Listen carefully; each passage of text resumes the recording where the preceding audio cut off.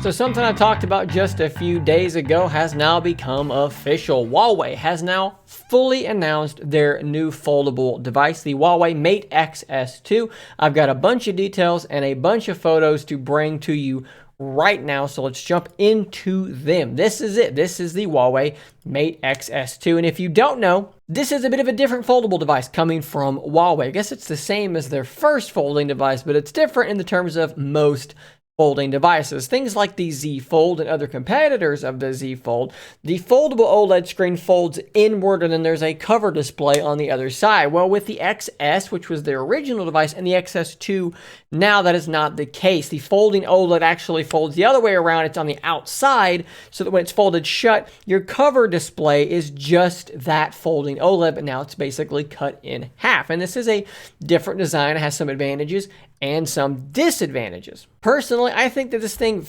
just from a visual perspective, looks quite good, but I would love to know what you guys think in the comments down below. I like the width of that quote-unquote cover display. I don't know what to call it at this point because it's only one display. Because it's only one display, it is quite thin. Look how thin that is. And then when it's folded around, you've got your camera array there on that side. And since everything sits kind of flush when it's together, I believe that button is the same as before that actually releases a mechanism that holds the thing in place. So looking at this folding OLED display, we have a full display that measures a 7.8 inches diagonally, 2480 by 2200 resolution. So it's not quite square, but it is kind of a little square-ish.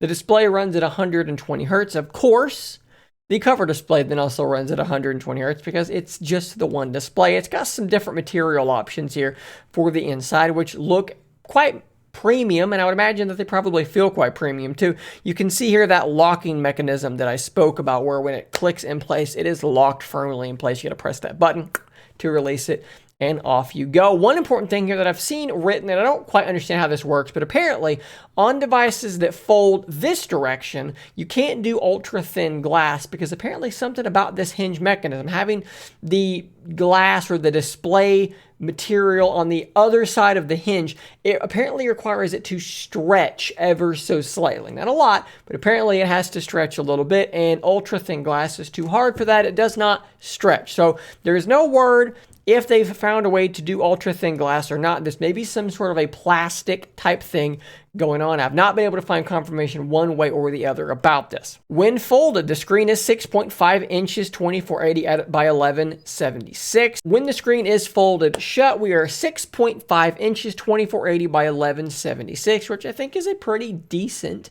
aspect ratio, especially when you compare it to the super narrow, tall, thin Z Fold cover display. And I think that, again, visually, I really like the way that this thing looks. The cameras here look quite impressive. We have a 10 megapixel hole punch selfie camera, which you've probably spotted already here. And of course, you just need the one. You don't have to double up on selfie cameras because there would be no need to do that.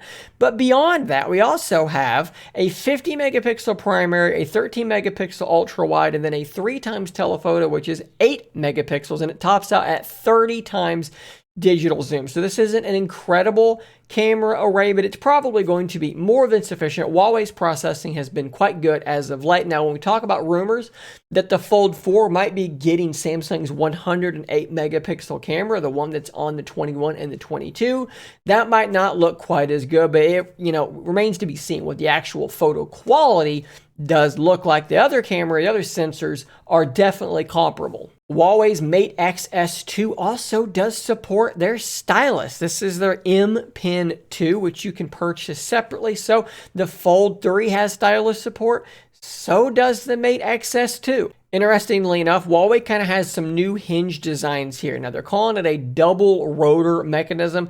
I have no idea what they mean by a double rotor system. Rotors are the thing on cars that your brake pads clamp down on to stop. I don't know what else a rotor would be in this instance. I'm not an engineer. I have no idea. But they're claiming that better durability and less of a crease will be visible. And the crease thing is also just going to be helped by the fact that it's an outer fold, right? Because with an inner fold, in particular Samsung's way of doing this, you kind of get a crease this naturally because it's folding over. Well, this way, going the other way, it's never bent. It's never creased quite as firmly as you get in those Samsung devices. So factor in that.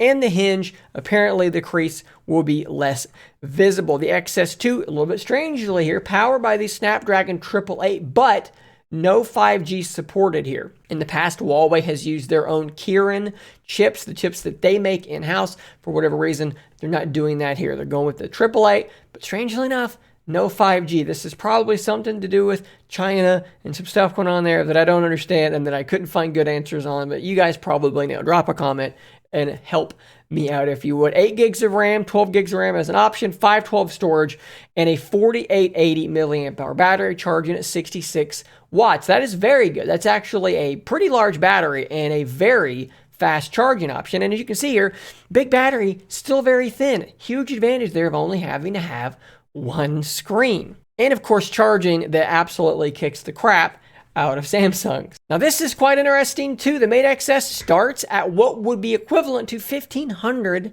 American dollars. That is a big drop in price compared to where these Huawei devices have been in the past. They've always been well over $2,000. Well, 1,500, not that bad. Of course, it goes up to 1,900 if you do want to max the thing out. Sales begin in China on May the 6th, and it will likely come to some other regions. Won't be coming natively to America because politics and so forth, but you will be able to possibly import the thing should you choose to do that. And I made this little cheeky post here where I said it also purports to be great for frog photos, but it's also important to note here that the cover display, the fact that it wraps all the way around, what I should be saying, allows you to do something that the Fold can do where you're taking a picture and the cover display is your viewfinder. So the subject of the photo can see what the picture is going to look like. Well, this, when it's folded around, you have screen on the back side. You can do a very similar thing with this style device, and I think that is quite a useful thing to be able to do. So there you go, guys. This is a real thing. It is coming out. I think that on paper, it looks very, very good. And like I've said before, even though if you live in America or you live in a region where this is probably not going to come to you, and you may be thinking, why does this matter? Well, it does matter because it exists. It's a thing that's there, and it's going to help push the market forward. And of course, customers in China, it of course matters to them because they're going to be the primary target to buy them. But don't think for a moment that Samsung doesn't look at this and doesn't think to themselves, hey, that's a good piece of hardware that's going to keep us pushing the market forward. So it is relevant, and it does in fact matter. So guys, thanks for making it all the way through today's video. I hope you're having a wonderful weekend. I will see you guys on Monday with more content. And until next time, sometimes I talk so quickly that my brain is too fast for my mouth. I'm sorry. See you on the next one. Until then, stay nerdy, my friend.